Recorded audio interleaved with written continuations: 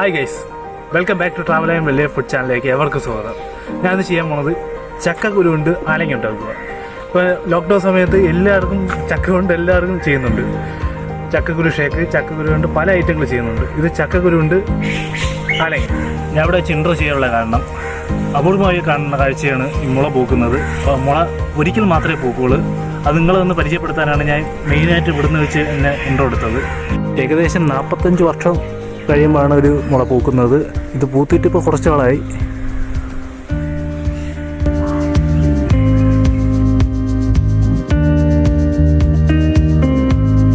ഈ വീഡിയോ കാണുന്ന എല്ലാവരും ലൈക്ക് ചെയ്യണം, ഷെയർ ചെയ്യണം, സബ്സ്ക്രൈബ് ചെയ്യണം. തൊട്ടടുത്ത ബെല്ലൈക്കൺ ഉണ്ട്, ബെല്ലൈക്കൺ നിൽക്കാൻ മറക്കരുത്. ഞാൻ പാചകത്തിലോട്ട് കിടക്കണം, നമുക്ക് നോക്കാം എങ്ങനെയാണെന്ന് നോക്കാം. ആലങ്ങ ഉണ്ടാക്കാൻ വേണ്ടത് ശർക്കരപ്പാനി, ചക്കക്കുരു, ഏലയ്ക്ക, തേങ്ങ, പച്ചരി മാവ്.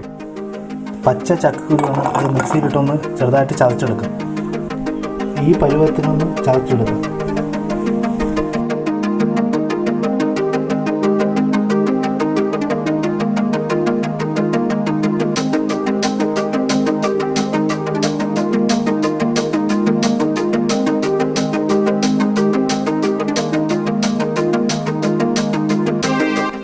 ഈ ഒരു പരുവം കിട്ടണം. സാധാ ആലങ്ങ ഉണ്ടാക്കുന്ന അതേ പരുവം.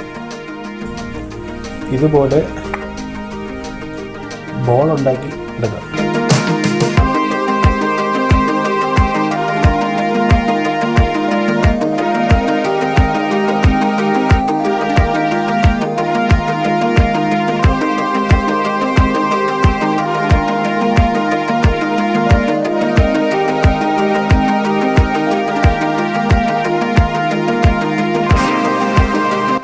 ലോക്ക്ഡൗൺ സമയത്ത് എല്ലാവരും വീട്ടിൽ ഇരിക്കണമെന്ന് അറിയാം. എല്ലാവരും വീട്ടിൽ ട്രൈ ചെയ്യണം. നല്ലൊരു പലഹാരം കൊടുക്കും.